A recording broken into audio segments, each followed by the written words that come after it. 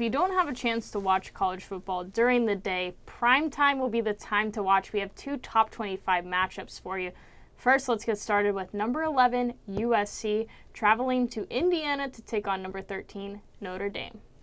Yeah, this definitely looks to be one of the top games in the entire country this weekend. USC boasts the 19th ranked offense in the entire country. They've been really impressive. Not as impressive as a lot of people thought. Sam Darnold seems to have taken a step back from a lot of the hype. He's thrown more interceptions than what people expected him to, but he is still one of the top quarterbacks and leads one of the top offenses in the entire country. They do have some highly ranked opponents later on, but they also have a pretty great strength of schedule. This is the 3rd top 25 ranked team that they've played so far this year. So they have experience in those big games. They've played them on the road. They've played them at home. They're used to being in the moment.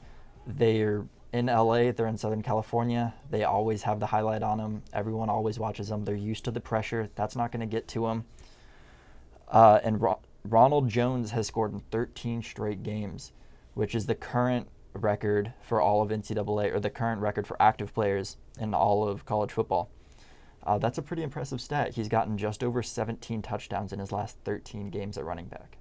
That is really impressive and hard to accomplish, so kudos to you, Ronald Jones. For Notre Dame, they will be expecting the return of Brandon Wimbush, the dual-threat quarterback who missed last game after a foot injury. He should be back in full action. Coach Kelly announced an update today. He is not the most accurate passer by any means. He only has 782 yards at 52%, but his ability to be mobile and create offensive movement is critical to the Notre Dame offense. They're also coming off of a bye week, which should help, and the rushing offense overall is pretty stellar. 308 yards per game, led by Josh Adams, whose average is 129 rushing yards per game. Earns him 7th in the league at 9 yards a carry. And they hung with Georgia, who is now the 3rd-ranked team in the nation. It's not very often the Fighting Irish take on an SEC team. In fact, aside from the 2012 BCS championship and a couple bowl games, it's been 12 years since they played an SEC team in the regular season, and that was against Tennessee. They did win. UGA also boasts a stronger rushing defense than most teams they will play this season. So the fact that they held with Georgia is kind of interesting and could be critical to USC. Yeah, especially you mentioned that rush defense. That's not one of USC's strong suits. Notre Dame definitely is going to need to be more balanced, though, because if USC, you get those big D tackles in, if they can really just load the box earlier in the season, it was kind of tough to tell whether Notre Dame was going to be more of a, as you said earlier, a 2-option attack.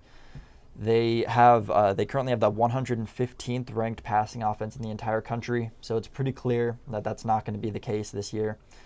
You can just load the box, something that Georgia wasn't as aware of earlier in the season, that USC is definitely going to have to do in order to stop this just amazing rushing attack. They did also lose to USC last year. It was a pretty bad blowout, to be honest. And they also have the 78th ranked passing defense. And against the 19th ranked passing offense and Sam Darnold's just amazing arm, it's something that USC has the option where, if they need to go deep, they have the speed on the outside. And Notre Dame so far this year doesn't look like they've been able to really keep up with those speedy receivers on the outside, and definitely not in the slot. Well, let's revisit Sam Darnold. He's thrown for 9 interceptions this season, worst in the Pac-12. Yeah, he's had a much worse year than everyone expected him to. Everyone expected him to be one of the Heisman favorites and definitely at least a hopeful, maybe get a call to New York by the end of the season. At this point, that definitely does not look like it's the case. He's arguably not even a top 5 quarterback in his own conference. And Sam Darnold isn't the only one causing turnovers on the USC offense. They've had a total of 20 turnovers, 9 of them from him, but 11 total fumbles this year, giving up 34 total points off of turnovers altogether. And against a stout defense that's ranked 9th in turnover margin on the year with +7, they're going to need to tighten up if they want to have a good chance against the Fighting Irish. The secondary is also an issue here. A lot of USC's weaknesses won't be a huge factor this week as the secondary seems to be their biggest problem, and Notre Dame's lackluster passing attack doesn't appear to have what it takes to challenge anyone. Injuries. They returned 5 players last week from that list of 24, but there's still 19 to go, 9 of which are done for the remainder of the season. Looks like 8 probable players could potentially come back this week. That will continue to shorten as we get closer to playoffs for sure. We're just not sure where they stand right now, and that's an uncertainty that they have to face. Weather could also be an issue. It's not going to be bright and sunny in Indiana like they're used to in California. And they're also expecting high humidity with the chance of rain, 2 things that could kind of put a damper on this passing offense. Yeah, which is why one of my keys for this game is going to be their fastest receiver, Deontay Burnett. He's 5'11", 155 pounds, and runs a 4.3 240. He's extremely fast. He's one of those amazing speedsters. On this grass field that could be a little wet and soggy, it'll be interesting to see if he's still able to get that footing and get a grip and be able to burn a lot of those slower DBs downfield. So far, he's coming off an injury last week. He's finally 100% and at practice, running drills, working out, has full contact and everything. And even though he missed a game, he still leads the team in both receptions with 49 and yards with 630. He's also reeled in 6 touchdowns on the year.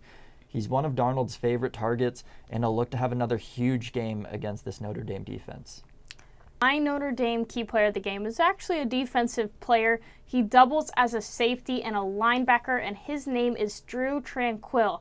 Despite the name, though, he is not tranquil with 34 tackles, 4.5 of those for loss, adding a sack to that resume as well, and he is quite the turnover master with 1 interception and 2 fumble recoveries leading this team.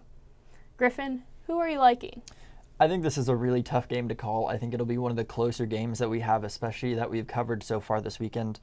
But I'm going to have to pick Notre Dame. I'm going to have to go away from my Pac-12 bias at Notre Dame. They're more used to the cold weather. Their rushing attack definitely favors them in that weather and in that stadium on grass. The fans are they're going to show up in groves. It's a pretty amazing place to go if you've never been to it before. And I don't think Sam Darnold and this passing offense are really going to be able to get going with, how stout this Notre Dame rush defense is. They're going to become one-dimensional, and that really just plays into Notre Dame's hand. I think I'm going to have to go with USC. Somehow they find a way to win, typically. It was a close call against Utah, but they pulled it out either way. Even though Sam Darnold makes all these mistakes, he gets it done at the end of the day. And that's why it's a tough pick, because now that Notre Dame's quarterback is returning, I want to go with the Fighting Irish, but Sam Darnold is just a little more experienced, I feel. Yeah, especially in that big game atmosphere. That's what he's used to, being in Southern California, being in the limelight. Even in high school, he was highly recruited. That's what he's used to. That's why he was brought to USC. That's what NFL scouts need to see from him if he expects to be a high draft pick. Well, and he has been improving. Last week he had no interceptions. So we went from a 12-9 touchdown to interception ratio, and now we're at 15-9. So he's starting to improve. He is. He definitely is starting to improve. If you want to start, you can say that's all for this week. And that's all for this week. Tune in next week and watch the rest of our episodes. I'm Griffin Parkrose. And I'm Janae Muchmore. Don't forget to follow us on social media at redtoend.com or like us on Facebook. You'll see a couple of our episodes for this week along the right-hand side of your screen. Have a great night.